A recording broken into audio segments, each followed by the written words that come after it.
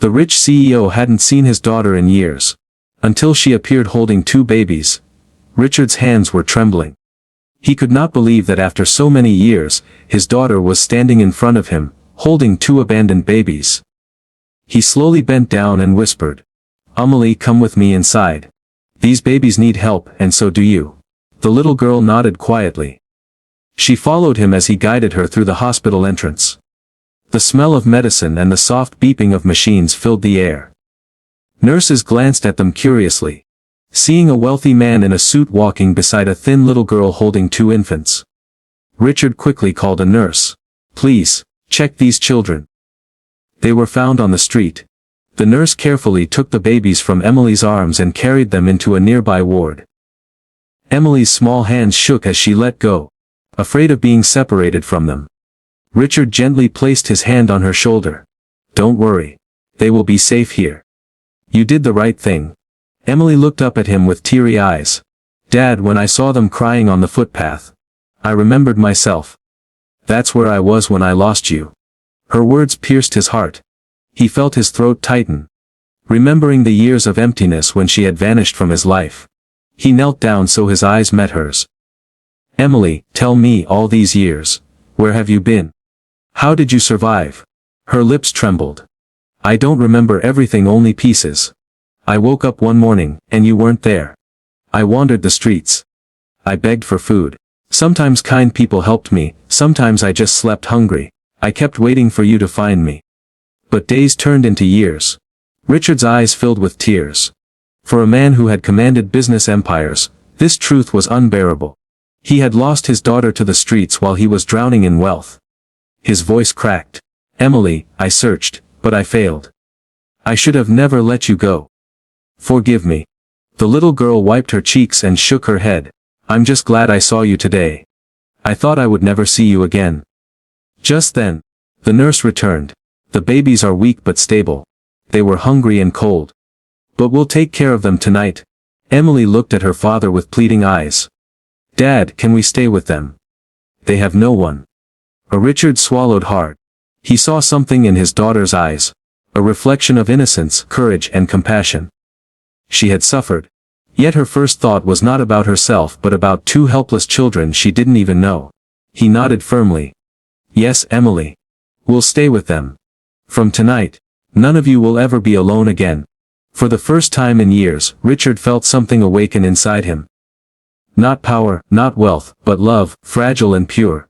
He realized he had been given another chance, and he silently promised himself he would never waste it again. 2. That night, Richard did not go home. For the first time in years, he ignored his phone, his meetings, and his endless schedule. He sat on a small wooden chair inside the hospital room. The 2 babies lay in cribs provided by the staff, their tiny chests rising and falling as they finally slept. Emily sat close by, her eyes half closed. But she refused to rest. She kept looking at the babies as if she was their protector. Richard watched her quietly. His mind replayed the shocking events of the evening. How fate had brought his daughter back to him, after 8 long years, in the most unexpected way. He still could not believe it. She had been gone, lost somewhere in the chaos of the world, and now she was here, not broken, but stronger than ever. He leaned forward, speaking softly. "Emily, you don't need to stay awake all night. They're safe now."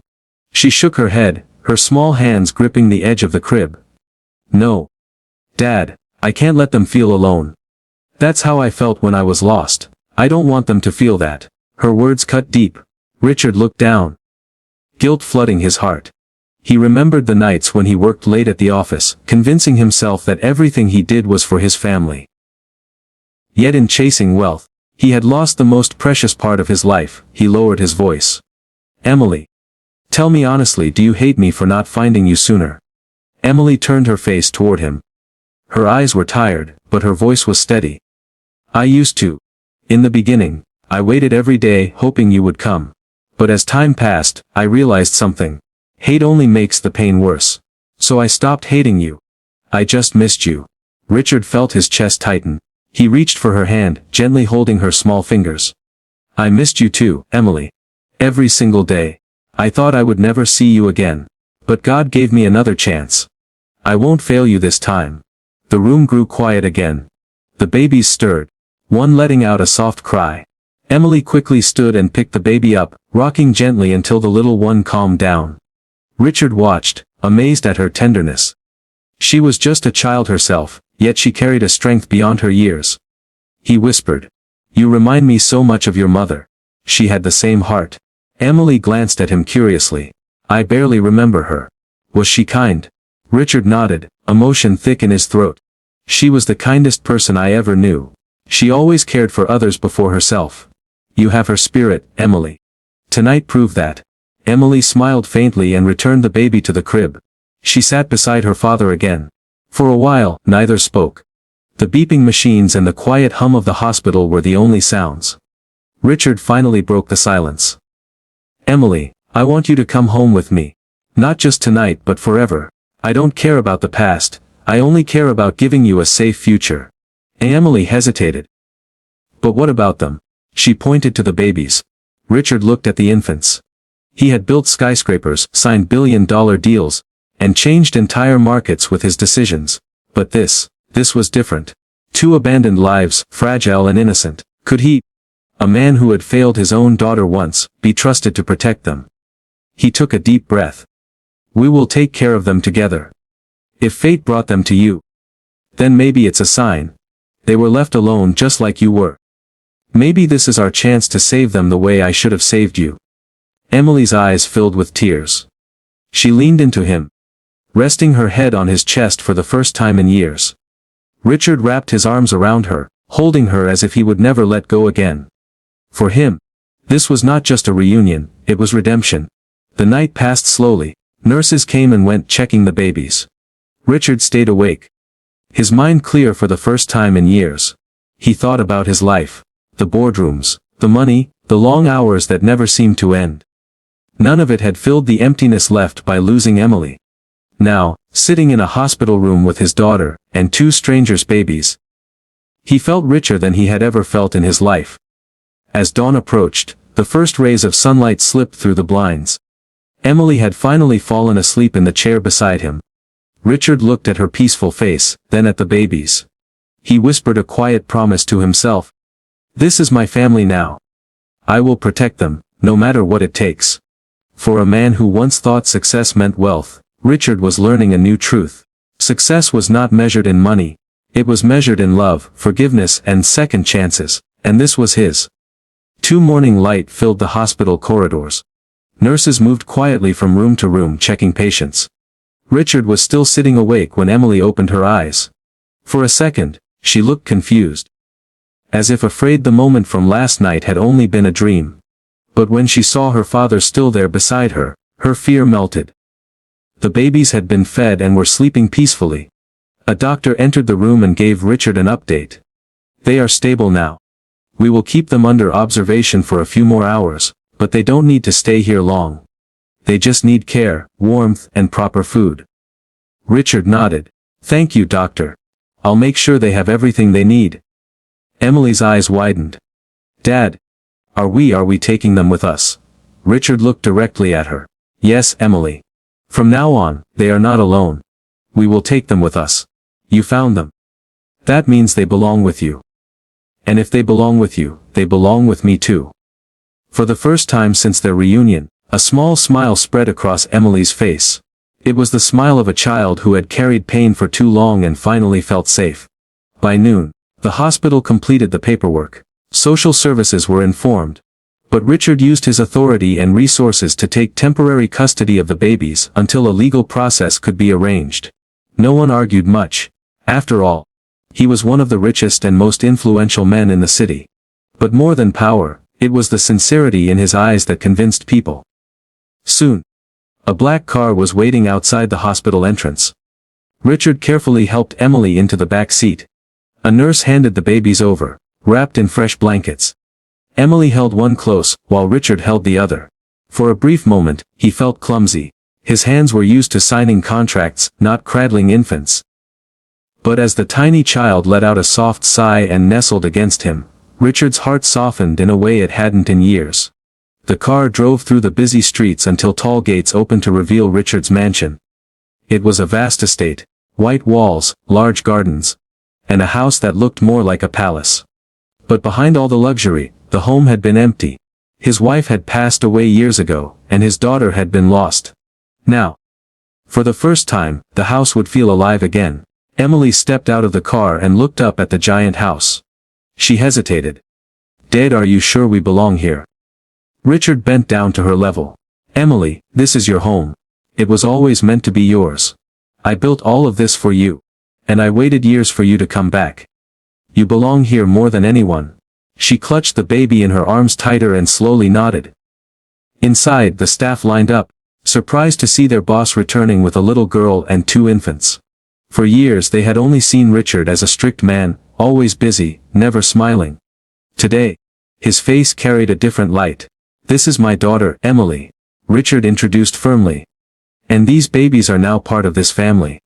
From today, you will treat them with the same respect you give me." The staff exchanged glances but quickly nodded. They had never seen him speak with such warmth. Richard led Emily upstairs. He opened the door to a room that had been untouched for years. Pink curtains, a small bed, and toys sat neatly on shelves. It was Emily's old room. He had never allowed anyone to change it. Emily stepped inside, her eyes widening. She ran her hand over the little desk, the bookshelf, the teddy bear that still sat on her pillow. Her voice shook. You kept it all." Richard's throat tightened. "Yes, I couldn't let it go. I knew one day you'd come back. I just didn't know when." Emily placed the baby gently on the bed and hugged her father suddenly. He froze for a moment, then wrapped his arms around her, tears filling his eyes. For the first time he felt forgiven. That evening, the mansion was no longer silent. The babies cried. The staff moved quickly to bring bottles and warm milk, and Emily laughed as she tried to calm them. Richard stood back and watched, his heart swelling.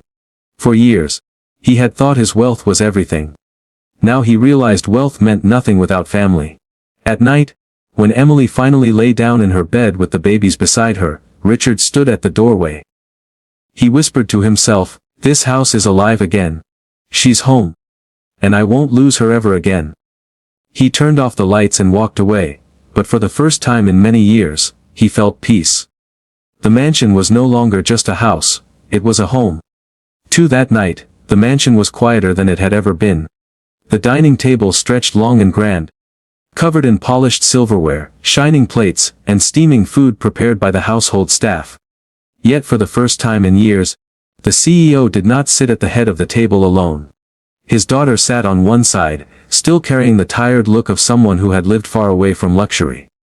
Beside her, the 2 little children sat, their small hands clutching spoons, but their eyes darting around nervously, unused to chandeliers, marble floors, and servants moving quietly in the background. The CEO watched them carefully, trying to understand not just who they were, but what role they now played in his life. He picked up his fork but didn't take a bite. His mind was too restless. For 8 years, his daughter had been gone. For 8 years, he had buried himself in contracts, meetings and profits, never expecting to see her again. And now here she was, seated in his mansion, eating with children she claimed were abandoned. The silence was heavy, broken only by the clinking of utensils. Finally, he asked softly, "Do you even realize what it feels like to lose a child and not know if she's alive?" His daughter froze, her spoon halfway to her mouth. She lowered her gaze and whispered, "Do you realize what it feels like to be a child who lost her father too? You had money, you had power, you had everything. But you never had time for me." Her words struck him deeper than she knew. He leaned back in his chair, the weight of her truth pressing into him. He wanted to defend himself, to say it was business, to say he was building an empire for her future. But looking at her worn clothes, the pain in her face, and the fear in the children's eyes, he realized his empire had meant nothing to her. The children, sensing the tension, huddled closer to their mother. The youngest, with innocent eyes, asked in a trembling voice, "Grandpa, are we allowed to be here?" The CEO's heart cracked. No one had ever called him that before. For decades, people had called him, Sir, Mr. Chairman, CEO. Now for the first time, a tiny voice had called him something human, something family. He forced a small smile and nodded. "Yes, you are allowed to be here. His daughter looked at him, surprised. She had expected rejection, maybe even anger. Instead, she saw something breaking inside him. The dinner went on quietly after that, but the silence had changed. It was no longer the silence of strangers. It was the silence of people trying to remember how to be a family again. After the meal, the children were taken to a guest room, and the daughter sat in the living room with her father. The CEO stared at the fire crackling in the fireplace, his voice low. 8 years I wasted them. Tell me, where were you all this time? How did you survive? She told him pieces. Nights on streets, shelters, working odd jobs, sometimes not eating for days. She didn't tell him everything, not yet. But what she did share was enough to pierce his soul. He realized the wealth he had hoarded could have saved her suffering. But he hadn't been there to give it. For a long moment, neither of them spoke. The fire burned between them, just as years of pain had burned silently in their lives. Finally, the CEO whispered, "Stay here. At least for tonight. We'll talk more tomorrow." His daughter nodded. She was too tired to argue, and deep down, maybe she wanted a reason to stay. As she went upstairs, the CEO remained in the living room. His hands shook as he poured himself a glass of water. For the first time in decades, he wasn't thinking about profits or deals. He was thinking about something he had never valued enough. Family. He didn't know what tomorrow would bring. He only knew one thing: he could not lose his daughter again. Not now, not ever. The night passed slowly for the CEO.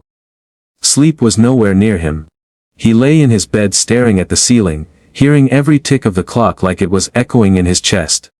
His mind replayed the same image again, and again: his daughter standing in the hospital corridor, clutching 2 small babies with trembling hands. Her eyes carried both pain and a strange determination, as if she had endured storms he could never imagine. When morning came, the city outside woke up with its usual rush. Cars honked, people hurried to their offices, and the world moved as if nothing had changed. But inside the CEO's heart, everything had changed. For years, he had lived in power, money, and boardroom battles. Yet none of that mattered now. One glimpse of his daughter had shaken the foundation of his world. He arrived at the hospital early, far earlier than he had ever arrived for a business meeting. His steps echoed in the clean white corridor. Nurses walked past, carrying files and medicine trays, but he didn't notice them. His eyes searched only for one person: his daughter. He found her sitting in a chair near the children's ward. She was awake, though her face looked pale, as if she hadn't slept. The 2 babies were wrapped in thin blankets, resting in her lap. Her hands gently rocked them back and forth. The CEO paused for a moment. He had faced investors, rivals, and crises worth millions of dollars, but nothing made his heart pound like this. He walked closer and spoke softly. "Did you eat anything?" His daughter looked up, surprised at his presence. Her lips trembled, but she shook her head. No, there wasn't time. Without a word, he turned and left the corridor. A few minutes later, he returned with a tray of food from the hospital cafeteria. He placed it before her, not saying anything more. She stared at it, then at him. For years she had imagined her father turning his back on her. Yet here he was, placing food in front of her like he used to when she was little. Slowly, she took a bite. The babies stirred and one of them began to cry. She shifted nervously, trying to calm the child. Her father stepped closer, extending his arms. "Let me hold one," he said. Her eyes widened. For a second, she hesitated, then carefully handed him the smaller baby. The CEO held the child awkwardly at first, unsure of how to position his arms. But as the baby rested against his chest, something inside him melted. He felt a warmth he had not known in years. The child's tiny fingers curled around his suit, and his throat tightened. His daughter watched silently. She had never seen him like this, so vulnerable, so human. For the first time in years, she felt a faint spark of connection. As if the wall between them had a small crack. After a long silence he asked, "What do you plan to do now?"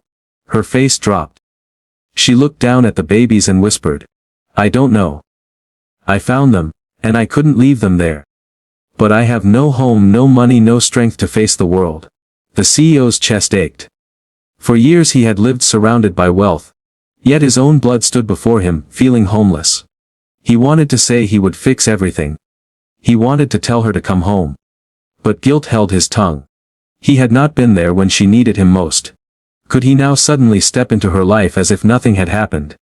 Instead, he said carefully, "You don't have to carry this alone anymore." His daughter's eyes filled with tears, but she quickly turned away. "It's not that simple. You weren't there when I needed you. Why should I believe you now?" The words cut deep, but he didn't argue. He knew she was right. That night, after leaving the hospital, the CEO sat in his study with the city lights glowing beyond the window. He looked at the empire he had built. Contracts stacked on his desk, awards on the wall, financial charts glowing on his computer. None of it mattered anymore. What mattered were two tiny babies in his daughter's arms, and the daughter he had lost once, but been given back in the most unexpected way. He made a silent promise to himself. No matter how much it cost, no matter what he had to sacrifice, he would not let her slip away again. He would rebuild the bridge. Brick by brick, even if it took the rest of his life. The next morning, he arranged for a private room at the hospital so his daughter and the babies could rest in comfort. When she found out, she resisted. "I don't want your money. I don't want charity." He shook his head. "This isn't charity. This is what I should have done years ago. Let me do at least this much now." She said nothing. But when the babies cried again, she accepted the room. For the first time, she felt a small relief. The CEO stayed with her most of the day. Sometimes holding the babies, sometimes just sitting quietly nearby. Days passed, and the bond began to form, though slowly, cautiously. She still held pain in her heart. But the presence of her father beside her was undeniable. Every night, as he returned to his mansion, he carried the sound of the baby's cries, and the image of his daughter's tired face. And each night, his silent promise grew stronger: he would not fail them again. Richard drove the car slowly through the dimly lit streets, the city lights flickering against the windshield. His daughter sat quietly beside him, her face pale, her hands resting protectively on the two babies who slept peacefully in her arms. For years, Richard had imagined this moment, the day he would finally see her again. But never had he pictured it like this. Not outside a hospital. Not with two little ones clinging to her as if the world had abandoned them. The silence in the car felt heavy. Richard gripped the steering wheel tighter, trying to find words. 8 years. He finally said, his voice low. 8 years, and this is how I see you again. His daughter didn't answer right away. She kept her eyes on the babies, as if afraid to look at him. After a long pause, she whispered, "I didn't choose this, Dad. Life chose it for me." Richard's chest tightened. The years of anger he once carried now felt small, compared to the ache in his heart. "Tell me about them," he said, nodding toward the twins. "They're not mine," she replied firmly, finally lifting her eyes to him. "I found them crying on the footpath. Someone left them there like they didn't matter. I couldn't walk away. I couldn't let them die in the cold.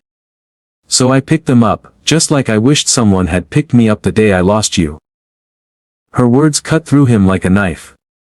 Richard's grip on the wheel loosened, and he blinked rapidly to fight the sting in his eyes. "You think I didn't look for you?" he said, his voice shaking. "I searched everywhere. I turned the city upside down. But every door I knocked on was closed. Every clue led nowhere." She turned her face away, staring out the window. "But you stopped, didn't you? At some point, you stopped looking." The truth hit him hard. He had stopped, not because he didn't care, but because he lost hope. He remembered the endless days spent with investigators, the sleepless nights, the posters with her face. But when months turned into years, and the silence grew heavier, he let despair convince him she was gone forever. Richard cleared his throat. "I never stopped loving you. Not for a second. And now, seeing you here, it feels like God gave me another chance." The car slowed as they reached the edge of his private estate. Tall iron gates opened silently, and Richard drove inside. His daughter looked around at the manicured gardens, the long driveway lined with lights. It all felt strange to her. Too polished.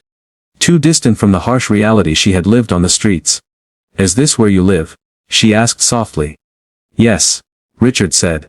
"And from tonight, so will you. Both of you, and those little angels." She looked down at the babies, then back at her father.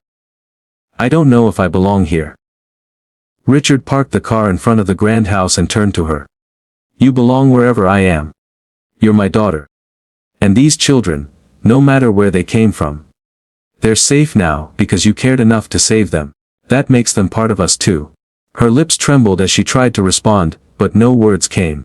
For years, she had survived alone, believing she had no one. Now, sitting here, she wasn't sure if she could trust this new reality. Richard stepped out of the car and walked around to open her door. She carefully carried the babies, and for a moment, Richard extended his arms. Let me hold one, he said softly. She hesitated, then handed him the smaller baby. Richard cradled the child against his chest, and something inside him broke wide open. The weight of the tiny body, the warmth, the fragile breaths. It was overwhelming. He hadn't held a baby since his daughter was little. Memories flooded back, late nights rocking her to sleep, singing lullabies off key, kissing her forehead as she drifted off in his arms. Tears burned his eyes as he whispered, "No child deserves to be left alone like this. Not you, not them. Never again." They walked into the house together. The mansion was quiet, the air filled with the faint scent of polished wood and fresh flowers. Richard led them to the guest room, where a large bed waited. He watched as his daughter gently laid the babies down, tucking them into the soft blankets. For a long moment, Richard simply stood in the doorway, afraid to move, afraid that if he blinked too long, the image would disappear. That he'd wake up alone again, haunted by the memory of losing her. His daughter turned to him, her voice trembling. "Why now, Dad? Why did it take so long?" Richard stepped forward, his voice thick with emotion. "Because I didn't know where to find you. But maybe it wasn't my search that brought you back. It was theirs. These babies. Maybe they were meant to lead you here, so we could be a family again." She lowered her head, tears spilling silently. "I don't know how to be part of a family anymore. I don't even know how to trust this moment." Richard walked closer, resting his hand gently on her shoulder. "Then let me teach you. Not with words, but with actions. Let me spend the rest of my life proving to you that you were never forgotten. Never unloved." The clock ticked quietly in the background, the sound filling the silence between them. His daughter finally nodded, a small, fragile nod that carried years of hidden pain. For the first time in 8 years, Richard felt hope ignite inside him. This wasn't the end of a search. It was the beginning of something new. A father, a daughter, and 2 innocent lives brought together by fate. That night, as the city outside moved on with its endless rush, inside Richard's home a broken family began to heal. See, Richard had not shared a meal with Emily in over 8 years. The last time he remembered sitting at a dinner table with her, she was just a teenager. Laughing with her mother, stealing glances at her phone, and teasing him for being too serious about his work. That memory lived in his heart like a picture stuck in time. But tonight, as he sat at the long wooden table in his mansion, across from Emily and the 2 babies, the room felt different. It was as if the silence itself was holding its breath. The 2 babies sat in high chairs that had quickly been arranged by the house staff. One of them was playing with a spoon, banging it against the tray, while the other was trying to reach for the bread basket. Richard's eyes softened as he watched them. The faintest trace of a smile pulling at his lips. He couldn't remember the last time he had smiled like this inside his home. For years, it had been a place of emptiness. Large, polished rooms echoing only with his footsteps. But tonight, the sound of little hands clapping and giggling filled those walls. Emily, however, was quiet. She barely touched her food. Richard noticed her shoulders were tense, her gaze moving from the children to her plate, avoiding his eyes. He cleared his throat. "Emily," he said softly, "do you remember when your mother used to make lasagna on Friday nights?" Her fork stopped midway. Slowly, she lifted her eyes toward him. For a brief moment, she wasn't the guarded young woman who had appeared outside the hospital. She was his little girl again, recalling memories of home. Her lips parted, and she whispered, "Yes, I remember. She would burn the edges, but we still loved it." Richard chuckled quietly. She never admitted it, but she did it on purpose. Said it made the flavor richer. Emily's eyes glistened, and she quickly looked down again. She didn't want to fall into nostalgia, not when so much had been broken. Richard saw the pain and hesitation in her, and it struck him harder than he expected. He wanted to say so many things. To apologize, to explain, to tell her that losing her was the deepest wound of his life. But the words stuck in his throat. Instead, it was Emily who spoke. Her voice was low, trembling but firm. "Dad, why didn't you look for me?" The question hung in the air like thunder. Richard froze. His hand tightened on the edge of the table. He had been dreading this moment since the second he saw her outside the hospital.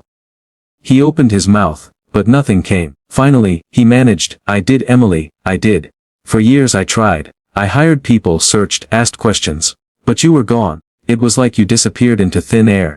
Emily's face twisted with hurt. "I was here. I was alive. All those nights I was alone. All those mornings I woke up not knowing where to go. You weren't there. You had the money, the power, everything. But I had nothing. Nothing." The words pierced Richard deeper than any knife could. He leaned forward, his voice cracking with urgency. "Emily, I failed you. I failed as a father. And every day without you, I carried that failure like a stone in my chest. Not a single day passed where I didn't wonder where you were. If you were safe. If you hated me. And now seeing you here, seeing these children, it feels like I've been given a second chance." Her eyes brimmed with tears. But she held them back. She shook her head slightly, torn between anger and the longing to believe him. "Second chances don't erase the first failures." "Dad." Silence fell again. The only sound was the clinking of the spoon as one of the babies laughed and dropped it on the floor. Richard reached down, picked it up, and placed it back on the tray. His hand lingered for a moment on the baby's tiny fingers. They wrapped around his thumb instinctively, and something inside him broke. He looked at Emily with a raw, pleading expression. "These children, do they know who you are?" Richard asked quietly. Emily hesitated. "They know me as their mother figure. But the truth is, I'm not their mother. Like I told you, I found them abandoned. Left on the street like they didn't matter. I couldn't walk away. I couldn't let them suffer the way I did. So I took them in." Richard stared at her in awe. His daughter, the girl he thought he lost to the world, had grown into a woman with a heart bigger than anything money could buy. "You saved them," he whispered.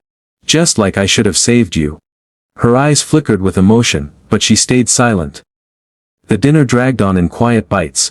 Eventually, the children grew restless, and Emily excused herself to take them upstairs to the guest room that had been prepared. Richard sat alone at the table, staring at the untouched food in front of him. The weight of her words echoed in his mind. Second chances don't erase first failures. He pressed his hands together, lowering his head. For the first time in decades, Richard Hayes, the powerful CEO, the man who controlled empires, felt utterly powerless. All the wealth in the world could not buy back the lost years. All he could do now was fight to prove that this time, he wouldn't walk away. When Emily came back down, Richard was still at the table. She stopped at the doorway, watching him. He looked older than she remembered, more fragile beneath the sharp suit and strong shoulders.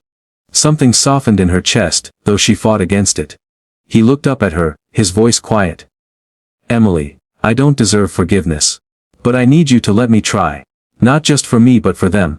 For those children, they need stability. They need family. And maybe, just maybe, we can rebuild ours too." Emily's arms crossed, but she didn't argue. Her silence was not rejection. It was hesitation. And for Richard, that tiny space of possibility was enough to keep him breathing. That night, as the mansion grew quiet, and the city lights shimmered through the tall windows, Richard lay awake in his room. He thought of his daughter's words, the baby's laughter, and the fragile thread that now connected them. For the first time in years, he didn't fall asleep thinking about deals, profits, or deadlines. He thought about family. And for the first time, he prayed that tomorrow would not take it all away. Richard sat at the edge of his study that night, the desk lamp casting a dim glow across the polished wood. His mind was restless, pacing between past and present. Between regret and hope. The memory of seeing his daughter after 8 years refused to leave his mind. She had been there, standing so fragile yet so strong, clutching 2 infants in her trembling arms.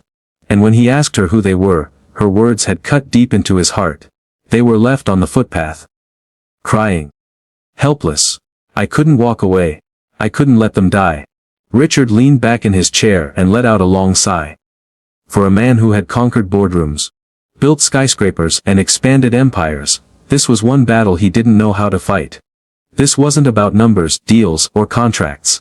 This was about family, about love, about the years he had lost. His phone buzzed softly on the table. He looked down at the screen. It was a message from one of his assistants reminding him of tomorrow's quarterly review meeting. He didn't reply. For the first time in years, business no longer felt like the priority. He had a greater responsibility now. To his daughter, and to the 2 babies she had brought into his life. The following morning, Richard decided to drive himself to the hospital. He had left the chauffeur at home, something he rarely did.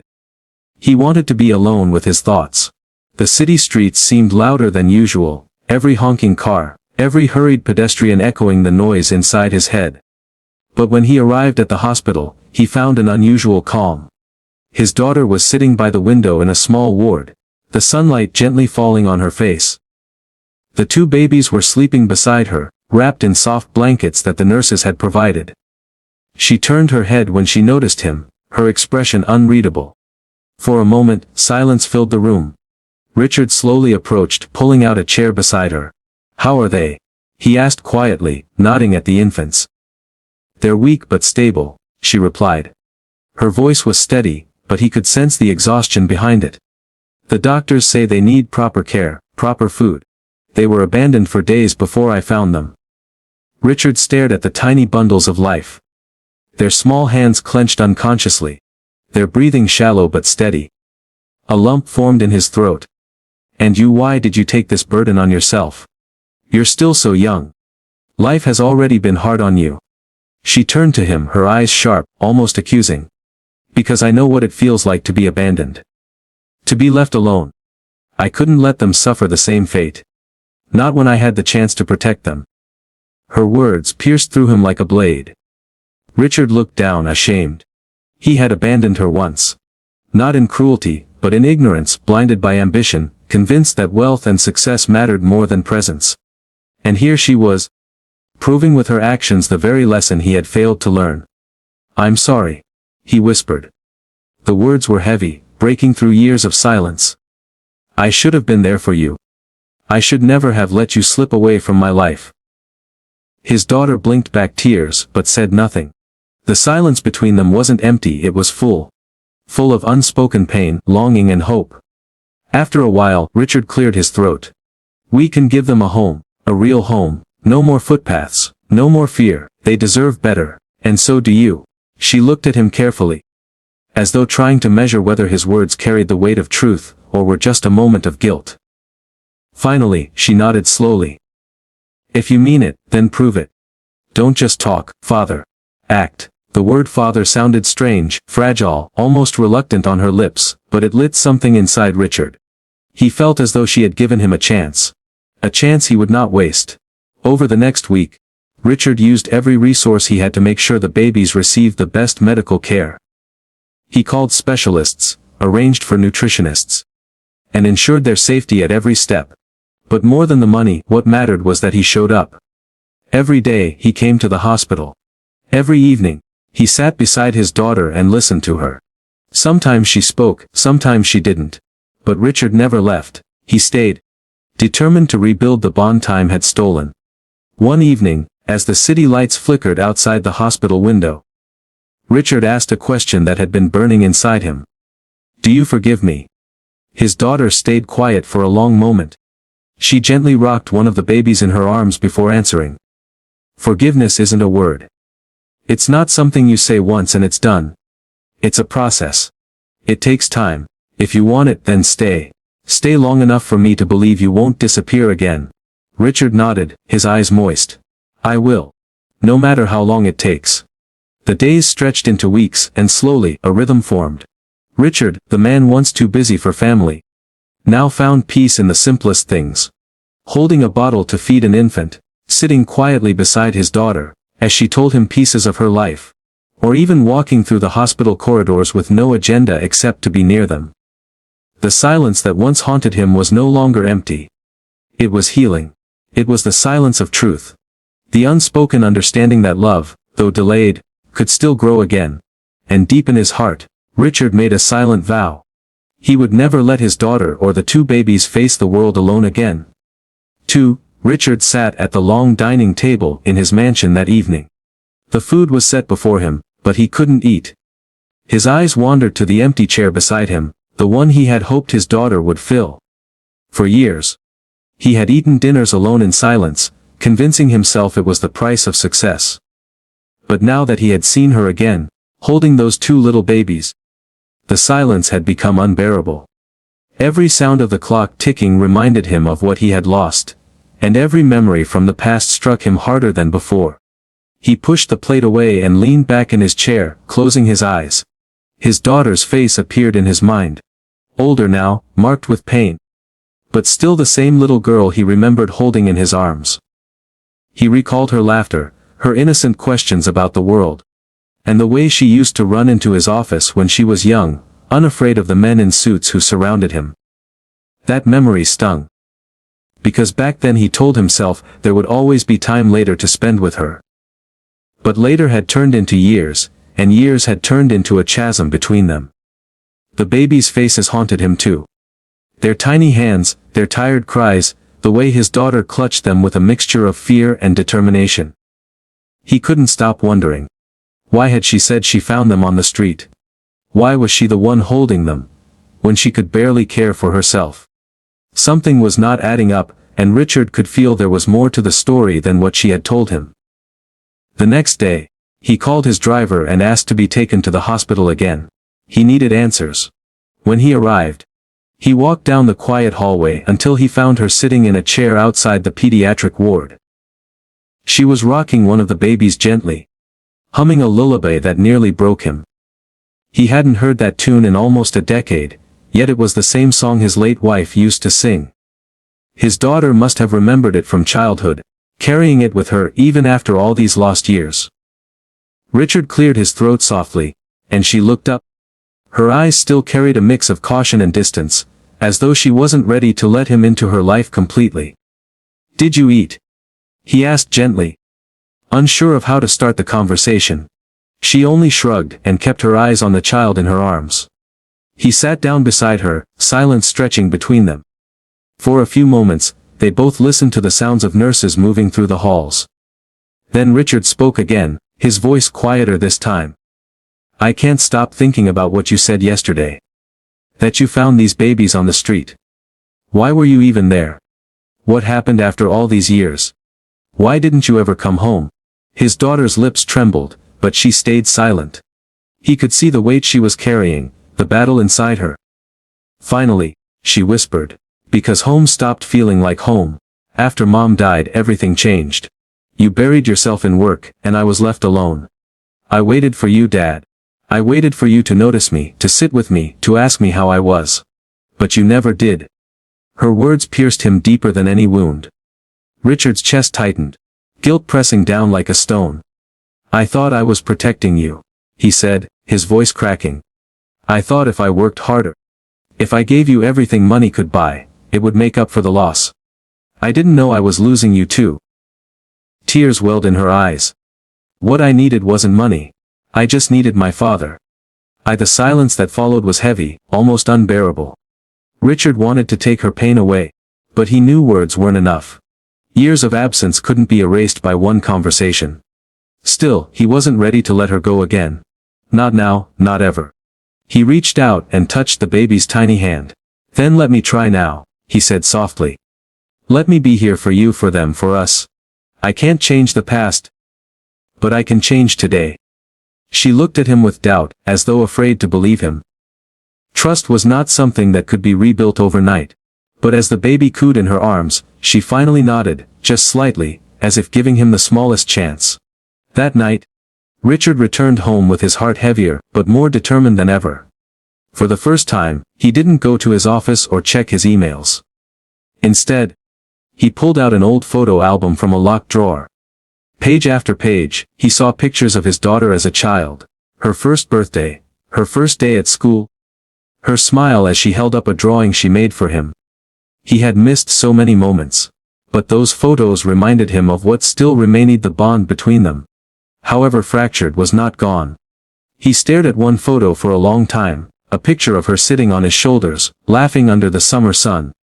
In that picture, he saw not just the little girl he had lost, but also the woman she had become, and he made himself a promise. He would not let the next chapter of their lives be written in regret. The following morning, Richard woke with renewed determination. He called his personal assistant and cancelled all his meetings. When asked why, he answered simply, "Because I have something more important to do." For the first time in years, business came second. Richard had made countless deals in his lifetime. But this one mattered more than all of them, to win back his daughter's trust, and to give those babies a future. The journey ahead would not be easy. But as he looked out at the rising sun, he knew he had no choice. For the first time in his life, success wasn't about power or wealth. It was about family. The boardroom was unusually quiet that morning. Richard sat at the head of the long oak table, his hands resting firmly on the polished surface. But his mind was far away from the spreadsheets and proposals spread in front of him. For the past week, Emily and the children had been living in his house. And everything in his world felt different. The silence of his mansion had been replaced by the sound of giggles, footsteps, and the occasional cries of toddlers. He had thought wealth meant control, order, and efficiency, but suddenly, he was realizing it could also mean warmth, family, and responsibility. His senior executives exchanged uncertain looks, sensing that their CEO was not fully present. One of them, Mr. Barnes, cleared his throat. "Sir, the merger proposal requires your final approval. We've delayed long enough." Richard leaned back in his chair, exhaling deeply. "I understand, Barnes. But numbers and profit margins aren't the only things at stake here. I've been reminded recently that people matter more than profits. If we proceed with this merger, hundreds of families will lose their livelihoods. I won't sign it unless we find a way to protect them." The room fell silent. For years, Richard had been known as a ruthless businessman, efficient, calculated, almost cold. Yet here he was, speaking with a tone that carried empathy. It unsettled some but inspired others. Barnes frowned. "With all due respect, sir, this is business. Emotions can't drive decisions." Richard's gaze hardened. But not with anger. With conviction. "Then maybe that's what we've been doing wrong all along. If my daughter can find abandoned children on the street, and care for them without a second thought, surely we can find a way to run this company without destroying lives." The executives shifted uncomfortably. None dared to argue further. Because they sensed something had shifted in Richard's leadership. When the meeting ended, Richard didn't linger. Instead, he returned home quickly. Eager to see Emily and the twins. He found Emily in the living room, sitting cross-legged on the floor with the toddlers, teaching them how to stack colorful blocks. The children's laughter filled the air like music, and Richard couldn't help but smile as he watched quietly from the doorway. Emily noticed him and looked up. Her face lighting with a warmth that struck him deeply. "You're home early. I realized today that I'd rather be here than in that boardroom," Richard admitted as he walked over. He lowered himself to the floor beside them, picking up a block and awkwardly adding it to the little tower. The children giggled at his clumsy attempt, and one of them, the younger twin, reached out and grabbed his hand with tiny fingers. That simple gesture broke something inside him. For years, Richard had built walls around his heart, burying himself in work to avoid the pain of losing Emily years ago. But now, holding the hand of this little child, he felt those walls begin to crumble. Emily watched him closely. "They've grown attached to you," she said softly. Richard swallowed hard. "And I've grown attached to them." He paused, struggling to find the right words. "Emily, when you told me you found them abandoned, I thought of all the mistakes I made when I abandoned you. I can't change the past, but maybe I can give these children a future. Maybe we can give them a future." Emily's eyes welled with tears. She didn't respond right away. Instead, she looked at the twins, their innocent faces glowing with trust and joy. Finally she whispered, "Do you mean that?" Richard nodded. "With all my heart. For the next few days." Richard devoted himself not only to the company but also to the children. He began to rearrange his schedule so he could be home for dinner. He even accompanied Emily to the local adoption center to inquire about the legal process of fostering the twins. It was not simple. The paperwork, the investigations, the bureaucracy. But Richard was determined. One night as he and Emily tucked the children into bed, Emily turned to him with a thoughtful expression. "You've changed, Father." Richard smiled faintly. "Or maybe I've finally remembered who I was meant to be. Success blinded me for too long. I thought being a CEO meant I had to shut everyone out. But now I see that being a man, a father, means opening my heart, even if it hurts." Emily reached for his hand. "I lost you once. I don't want to lose you again." "You won't," Richard said firmly. "Not this time." The following morning, Richard called another meeting at the company. This time, his voice carried an unshakable resolve. "We are restructuring the merger plan," he announced. "No one will lose their jobs. It may cut into our profits temporarily. But I refuse to sacrifice people for numbers. This company will stand for something greater than wealth. It will stand for humanity." Some executives protested. But Richard stood his ground. For the first time, his leadership inspired loyalty not out of fear, but out of respect. Word began to spread throughout the company that the CEO had softened, that he had a daughter and grandchildren in his life now, and that he was no longer the same distant figure. That evening, Emily and the children welcomed him home with hugs. The twins jumped into his arms, giggling, calling him Grandpa, in their sweet voices. Richard felt a lump in his throat, as he realized how far he had come. From being a lonely man in a glass office, to being surrounded by the love he had once thought lost forever. Later that night, as the house grew quiet, Richard sat by the fireplace with Emily. "Do you think they'll ever forget where they came from?" he asked. Nodding toward the sleeping children, Emily shook her head. "Maybe they will. Or maybe those memories will always be with them. But what matters is that they'll never feel abandoned again. Not while we're here." Richard stared into the fire, feeling the warmth against his skin, and made a silent vow no matter what challenges lay ahead, he would never allow these children, or his daughter, to feel unwanted again. He had been given a second chance, and he would not waste it. For the first time in decades, Richard felt at peace. Richard sat in his office, the late afternoon sun casting long shadows across the polished floor. The city below bustled with its usual rhythm, cars honking, people rushing. Life moving at its relentless pace. But Richard's mind wasn't in the city, nor in the stacks of contracts waiting for his signature. His thoughts were with Emily and the twins. For the first time in years, business didn't feel like the center of his universe. His daughter's return had shifted everything. It was as if the scales of his life had been recalibrated. And he was only now realizing how unbalanced they had been all along. That morning, Emily had stopped by his home with the twins. She hadn't stayed long. Just enough time for breakfast together. But the sight of his daughter pouring cereal for her girls at his dining table had stirred something deep inside him. He had missed years of watching her grow. Years he could never get back, but maybe he could still give her something she never had before: stability, safety, and a father who finally showed up. A knock on the office door broke his thoughts.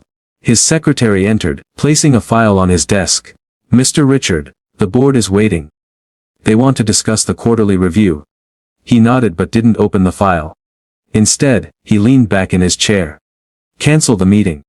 Reschedule it for tomorrow." The secretary looked surprised.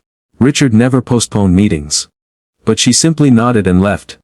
Richard stood and walked to the window. The glass reflected his face back at him, lined with age, touched with regret. For so long, he had hidden behind this view of the city, convincing himself that power and success were enough. But when he thought of Emily as a child, her laughter, her small hands gripping his, the way she used to wait at the door when he came home, he felt a wave of sorrow for the years he had let slip away. And then there were the twins. Two innocent little souls who had already tasted the cruelty of abandonment. Richard clenched his fists. No child should ever feel unwanted. No child should ever wonder why the world had turned its back on them. That evening, he drove to Emily's small apartment. The building was modest. The kind of place he wouldn't have given a second glance years ago. But now, as he climbed the narrow staircase and knocked on her door, he felt a nervousness he hadn't experienced in decades. Emily opened the door, holding one of the twins in her arms. The little girl clutched a toy tightly, her wide eyes flicking up at Richard with cautious curiosity. "Dad," Emily said softly, stepping aside to let him in. The apartment was small but tidy. A few children's drawings hung on the wall, and toys were scattered across the floor. Richard sat carefully on the couch, while Emily placed the twins nearby with their coloring books. "I wanted to see you," Richard began. His voice was steady, but inside he wrestled with the right words. "I've been thinking about everything. About us." Emily looked at him, her face unreadable. "It's been a lot for me too, seeing you again. After all these years." "I know I wasn't there," Richard admitted. "I can't change that. But I want to be here now, for you, for them. If you'll let me." Emily lowered her gaze. "I'm not asking for money, Dad. I don't want pity. I just wanted you to know the truth, to know what happened to me. And maybe to see if you still cared." Richard's chest tightened. "Cared? Emily, you are my daughter. I never stopped loving you. I was blind, chasing things that don't matter. I can't undo the past, but please, give me a chance to make the future different." Emily's eyes glistened, but she stayed quiet. One of the twins crawled into Richard's lap, holding up her drawing. It was a messy sketch of 3 stick figures holding hands beneath a big sun. "This is us," she said shyly. Richard's throat tightened. "It's beautiful," he whispered, his hand trembling as he held the paper. For the first time in years, he felt something break open inside him. A fragile hope that maybe, just maybe, it wasn't too late to mend what was broken. Emily studied him carefully. She had built walls around her heart, walls forged from years of silence and pain. But as she watched her daughter nestled against her father, the grandfather she had never known, she felt the first cracks forming. "All right, Dad," she said finally, her voice trembling. "One step at a time." Richard nodded, swallowing the lump in his throat. One step at a time. That night, as he drove back home, the city lights seemed different. Less harsh, less cold. For the first time in a long time, Richard felt he wasn't driving alone. He carried the weight of hope, the warmth of family, and the fragile but powerful chance at redemption. Richard stood by the large bay window of his office. The city skyline glowing beneath the early morning sun. Life had changed so much in just a few years. Where once his mornings were defined by endless meetings, towering spreadsheets and cold calls of efficiency, now they carried a different weight. A softer one. He thought of the children's laughter filling his house. The sound of little feet running down the hall, the way they called him Dad without hesitation.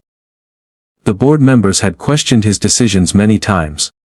Some wondered why a man who led one of the country's largest corporations was suddenly so invested in orphanages, education, and children's welfare. But Richard no longer felt the need to justify himself. Those children were not just nameless faces anymore. They were his family. That morning, however, Richard couldn't escape a question that had been haunting him for weeks. He sat at his desk, pulled open a drawer, and took out a faded photograph. His late wife, smiling, with their little daughter clinging to her. The daughter he thought he had lost forever, only to discover her again on that unforgettable night years ago. Holding 2 crying children on the sidewalk, he ran his fingers across the photo. His wife had dreamed of raising a big family, filling their home with love and warmth. She had often said, "Richard, success isn't measured by the size of your office or the height of your building. It's in the hearts you touch." For so long, he hadn't understood those words. Now, they echoed in his mind every single day. A knock at the door pulled him from his thoughts. It was his daughter. No longer the scared child he had found on the street, but now a confident young woman, mature beyond her years. She entered quietly. A softness in her eyes that reminded him so much of her mother. "Dad," she said gently, "the girls are asking about their real parents. They're old enough now. They want to know who left them." Richard felt a deep ache in his chest. The girls had grown into bright, spirited children, curious and full of life. He had always promised them that honesty would be the foundation of their new family. But the truth was not an easy thing to deliver. He motioned for his daughter to sit. "Do you remember the night I found you again?" he asked, his voice steady but low. She nodded slowly. "Yes, Dad. I remember every detail. I told you then that those little ones had been left on the footpath, crying, alone, just like I once was." Richard exhaled heavily. "Then you already know the truth. Their story is one of pain, but also of survival. Someone walked away from them, but you didn't. You chose to stay, to pick them up, to hold them as your own." He looked her straight in the eyes. "That choice made you stronger than anyone I've ever known." A tears welled in her eyes. "But what if they feel abandoned all over again when they hear it from us?" Richard stood, placing his hand gently on her shoulder. "Then we'll remind them of this, that family is not always about blood. Family is about who shows up, who stays, and who never lets go. And in that sense, they were never abandoned. They were chosen." Later that evening, they gathered the children in the living room. The warm glow of the fireplace flickered, casting soft light on their young faces. Richard's daughter sat beside them, holding their hands tightly. Richard cleared his throat. "My darlings," he began, "there are some things you deserve to know. You were found, not forgotten. The world tried to take away your hope, but instead, it brought you to us. And from that moment, you became ours. Not by accident, not by chance, but by love." The little girls looked up, confusion and curiosity mingling in their eyes. One of them asked softly, "So we don't have a real mom and dad?" Richard knelt down to their level, his eyes firm yet kind. "You do," he whispered. "You have us. And that's real enough." The girls wrapped their arms around him tightly, their small voices muffled against his chest as they cried. His daughter leaned forward and embraced them too, the four of them locked together as one. Richard realized then that this was the moment his wife had dreamed of. A family not defined by bloodlines but by unbreakable bonds. The empire he had built, the skyscrapers with his name etched in glass, all felt meaningless compared to this. This was legacy. That night, as the house grew quiet, Richard stood outside on the balcony, staring at the city lights. The traffic hummed far below, but inside him, there was peace. His life had once been about power and ambition. Now, it was about healing, belonging, and love that refused to fade. He whispered into the night, almost as if his late wife could still hear him, "I finally understand. Success is the family we create. And I promise you, I'll never let them go." The first light of dawn spilled over the city, painting the skyline with hues of gold and gray. Richard sat by the window of his study, his hands wrapped around a steaming cup of coffee. But his eyes were lost far beyond the horizon. The events of the last months had reshaped him in ways he had never imagined. Once a man defined by control, money, and reputation, now he was defined by the fragile yet unbreakable bond of family. Down the hallway, soft laughter echoed. It was the girls, his granddaughters, chattering with innocent delight as they played with their dolls. Their presence in his home had turned the cold, empty mansion into a place of warmth and life. But even as Richard cherished this change, a weight pressed on his heart.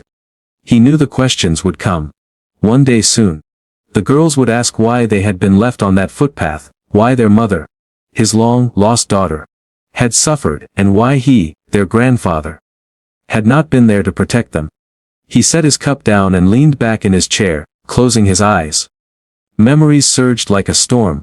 His daughter standing at the doorway all those years ago, angry tears in her eyes, the arguments that had torn them apart. The silence that had stretched across years. And then, the moment she returned, holding those little girls, fragile and scared. Explaining that she had found them abandoned, just as she herself had once felt abandoned. The cycle of pain had almost repeated. But Richard had chosen differently this time. Later that morning, Richard gathered the family in the living room. The girls sat on the couch, their curious eyes darting between him and their mother. She sat quietly, her hands folded in her lap. Her face lined with both regret and hope. "Children," Richard began, his voice steady yet filled with emotion, "there are things you need to know. Not today. Not all at once, but slowly, piece by piece. I promise you will learn the truth. What matters now is this: you are not alone anymore. You are loved. You are safe." One of the girls tilted her head. "Grandpa, will you always stay with us?" Richard's throat tightened. He bent down, took her small hand into his, and whispered, "As long as I have breath in me, I will never leave you." The girls smiled, satisfied with his answer, and went back to their play. But his daughter watched him with glistening eyes, silently thanking him for the words she had longed to hear herself as a child. That evening, Richard walked through the city streets reflecting.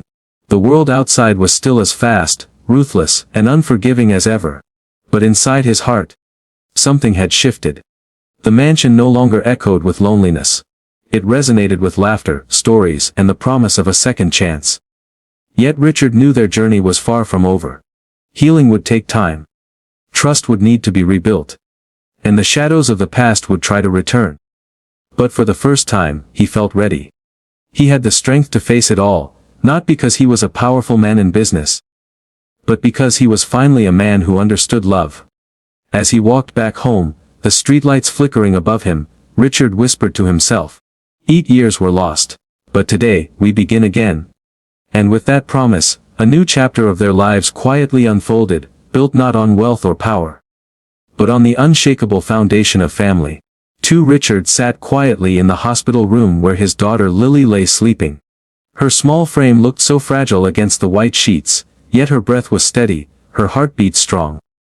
8 years of pain, searching, and regret had led him here, to this very moment where his lost child was finally back in his arms.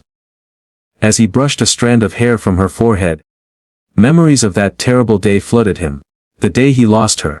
He remembered the emptiness, the silence of his home, and the years he buried himself in work trying to forget the unbearable ache of losing family. But now Lily was here. And with her, 2 innocent children who had no one else in this world. When Lily stirred awake, her eyes filled with tears the moment she saw her father watching over her. "Papa," her voice cracked, weak but full of longing. Richard's heart shattered as he took her hand in his. "I'm here, sweetheart. I'm not letting you go again. Never." Lily trembled as she whispered, "Promise me something. Promise me you'll take care of them." She pointed softly toward the corner, where the 2 little girls slept curled up on a couch. Their faces angelic, as if life's cruelness hadn't touched them. "They're all I have, Papa. When I was lost they were my family. I found them crying on the cold footpath, left with no one. I couldn't walk away. I couldn't be like the people who ignored us. They saved me as much as I saved them." Richard's eyes burned with tears. He walked over, looking at the 2 children.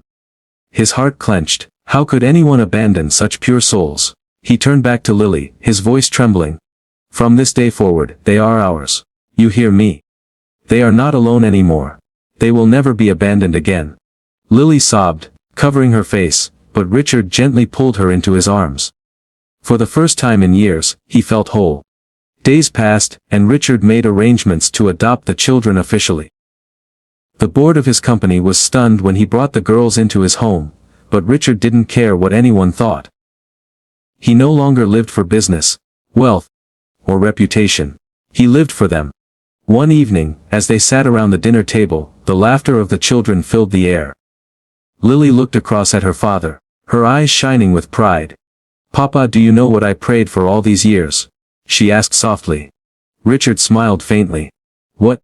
My angel. I prayed for home, not a house, not money, just home. And now I have it again." Those words struck Richard deeper than anything ever had. He realized then that true wealth wasn't in skyscrapers or contracts. It was in moments like this, where love healed the wounds of yesterday. But fate had one more test. Lily's health, though improving, was still fragile. One night she fell sick again, and Richard rushed her to the hospital. The doctors assured him it was temporary, but as he sat by her bedside, fear gripped him like chains. Lily woke, her small hand reaching for his. "Papa," she whispered, "don't cry.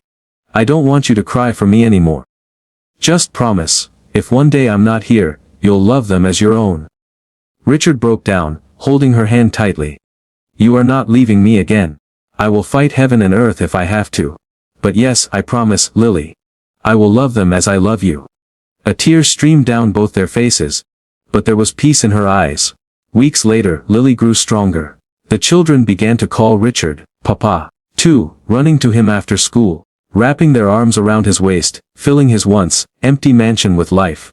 One evening, Richard stood by the window, the same glass window where his journey began years ago. The city lights flickered outside, but this time, they didn't seem cold. Behind him laughter, tiny footsteps, and Lily's gentle voice filled the room. For the first time in his life, Richard Hayes realized he wasn't the CEO of a company anymore.